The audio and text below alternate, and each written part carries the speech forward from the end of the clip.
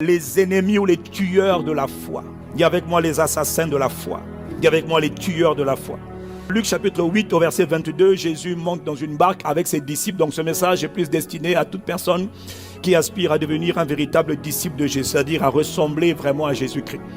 Ce message n'est pas destiné à tous ces gens qui sont seulement des croyants, des dimancheurs, des fréquentateurs d'église occasionnels de temps en temps. Après c'est à Dieu.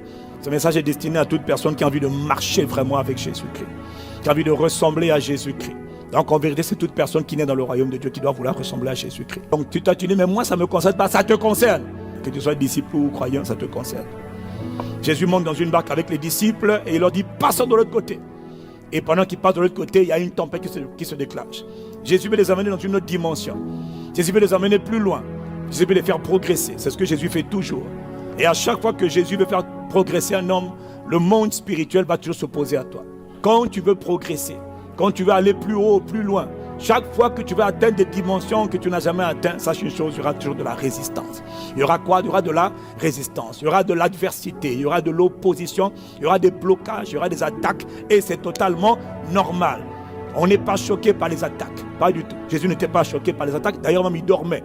Et quand ils l'ont réveillé parce que l'eau était en train de rentrer dans la barque, la Bible dit que Jésus se réveillait et il a menacé, il a réprimé, il a rabroué, il a commandé au vent et à la mer et les deux se sont calmés. Et la Bible dit que quand il les a réprimés, le calme est revenu au verset 5.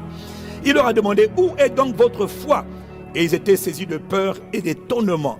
Et dans Matthieu 8, verset 26, on voit que Jésus leur pose la question pour la même expérience. Matthieu le raconte autrement. Pourquoi avez-vous peur, gens de faible foi, gens de petite foi? Alors il se leva à leur place et il réprima, il rabroua les vents et la mer. Et il y eut un grand calme. Donc pour Jésus, c'était normal quand il y avait une tempête, une opposition, une épreuve, une adversité, de commander, de parler au vent, de parler à la tempête, de parler aux circonstances, de parler à ceux qui se dressaient contre lui. Jésus nous a montré comment on vit sur la terre. Derrière ce vent, derrière cette tempête, derrière cette eau, ces vagues, il y avait des entités spirituelles. Derrière la plupart des tempêtes, des épreuves, des galères, des tourments, des tribulations, des souffrances, il y a des esprits qui attaquent les hommes. Il faut arrêter de croire que ça arrive par hasard, c'est pas vrai. Comment toi tu viens d'échapper à 4 accidents en un an, ça ne t'interpelle pas? Oh, j'ai échappé, j'ai failli me brûler, je roulais, une moto. Et tu trouves ça normal? Il y a quelqu'un qui veut te donner la mort. C'est un esprit. Et tu vis comme tout le monde. Réveille-toi, la vie est spirituelle. Rien n'arrive par hasard. Derrière chaque effet, il y a une cause.